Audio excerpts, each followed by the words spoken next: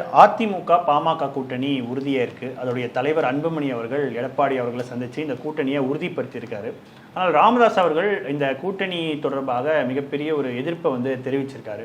So இந்த விவகாரத்தை எப்படி நம்ம புரிஞ்சுக்கிறது சார்?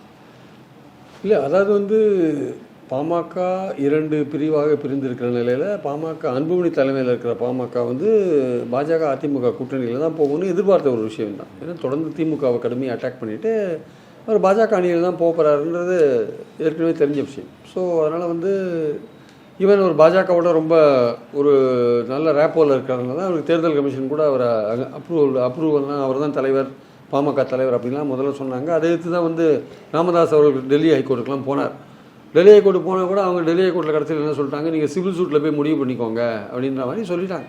அதனால் இவர் தான் பாமக, அவர் தான் பாமக, அந்த விதிகளுக்குள்ளெல்லாம் நாங்கள் போய் பார்க்க மாட்டோம், நீங்கள் நீங்கள் ரெக்கக்னைஸ்டு பார்ட்டி கிடையாது அப்படின்ற மாதிரிலாம் சொல்லிட்டாங்க. அதனால் ஏற்கனவே இவரை தலைவராக தேர்ந்தெடுத்து எலெக்ஷன் கமிஷனில் ஒரு லெட்டர் இருக்கிறதுனால பொதுக்குழு தேர்ந்தெடுத்து அன்புமணி அவங்க சொன்னாங்க ஆக்சுவலாக.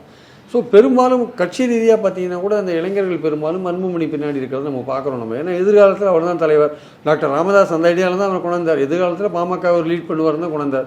ஸோ பல பேர் அன்புமணி தலைவராக சைக்கலாஜிக்கலாக அன்புமணி தான் தலைவர் நமக்கு எதிர்காலத்தில் ஏற்றுட்டாங்க. ஆனால் அது நடுவில் அவங்க 2 பேருக்குள்ள ராமதாஸ் அவர்களுக்கும் அவர் மகன் அன்புமணிக்குமான இடையில் ஏற்பட்ட பிரச்சனை காரணமாக இப்போ அது ஒரு பிளவை சந்திக்கக்கூடிய லெவலில் வந்திருக்குது. ஆனால் பாஜக அதிமுக ரெக்கக்னைஸ் பண்ணுறது அன்புமணி பாமகவை தான் அவங்க ரெக்கக்னைஸ் பண்ணுறாங்க.